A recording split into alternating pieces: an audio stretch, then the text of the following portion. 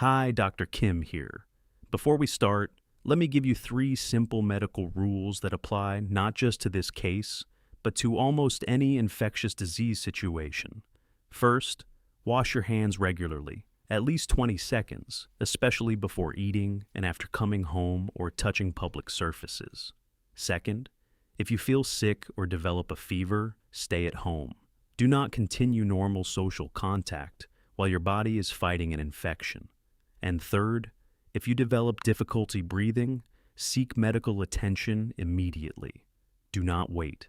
Now, I am going to cover a case of hantavirus that was published in medical literature in 2025.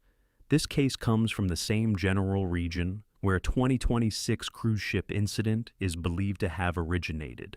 I'll walk through it exactly as it was described and explain how we would interpret this patient if they arrived in our hospital today. I'll also explain what hantavirus is and why, based on current evidence, there is no reason for panic in the general population regarding the cruise ship situation. But there are very important clinical lessons here, and it starts with a patient who was completely healthy until he suddenly wasn't. JB is a 52-year-old man who arrives at the emergency room sweaty, nauseous, and confused. His blood pressure is low, his temperature is high, and his oxygen saturation is 89%. Anything below 90% is critical. It means the body is not getting enough oxygen. When doctors examine him, they see something alarming: fluid in his lungs. Not just congestion, true pulmonary fluid buildup, preventing oxygen exchange. He is immediately placed on supplemental oxygen. At first, it helps. But within hours, it stops working. His oxygen levels drop again. His condition is rapidly worsening. He is transferred to the ICU and placed on mechanical ventilation. A tube is inserted into his airway so a machine can breathe for him. But then his blood pressure crashes. Now he is in shock. This means blood is no longer reaching his organs properly, especially the brain. And this is where things become life-threatening very quickly. Doctors begin aggressive treatment immediately. Medications are given to raise blood pressure. Kidney function starts to fail. He stops producing urine. He is placed on dialysis. A CT scan confirms worsening pulmonary edema, fluid accumulation in the lungs. At this point, doctors are asking one question: what is causing this?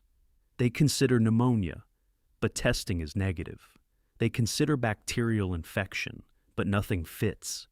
They consider autoimmune disease, but there is no supporting history or lab evidence. Everything common has been ruled out, but one detail stands out. He recently returned from Argentina, and he had a prolonged fever before collapse.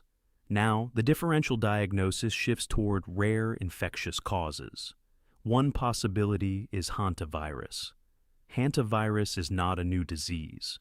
It has been known for decades, first identified in outbreaks linked to rodents in Asia.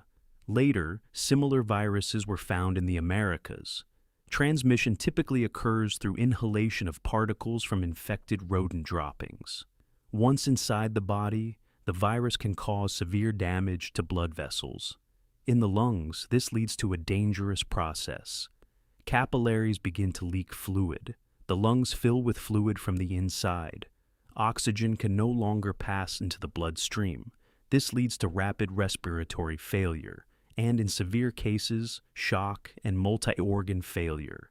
There is no specific antiviral treatment. Care is purely supportive. Ventilators, blood pressure support, and sometimes dialysis. Survival depends on timing and intensive care response.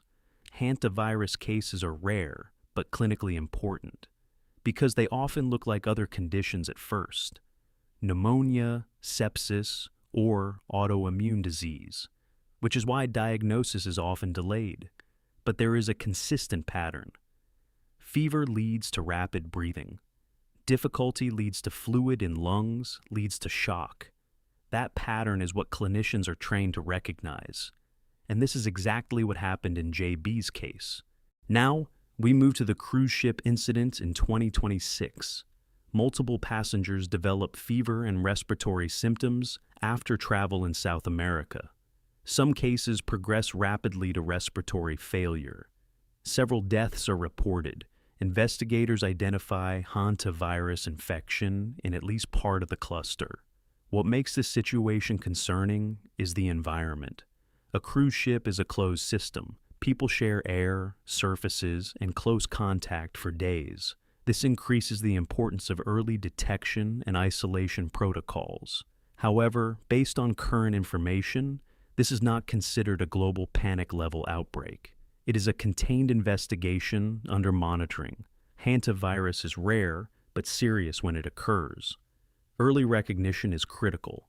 There is no specific cure, only supportive care. The key takeaway is simple. Sudden fever and difficulty breathing should always be taken seriously, especially after travel or potential environmental exposure. Most people will never encounter this virus, but in medicine, awareness saves time, and time saves lives.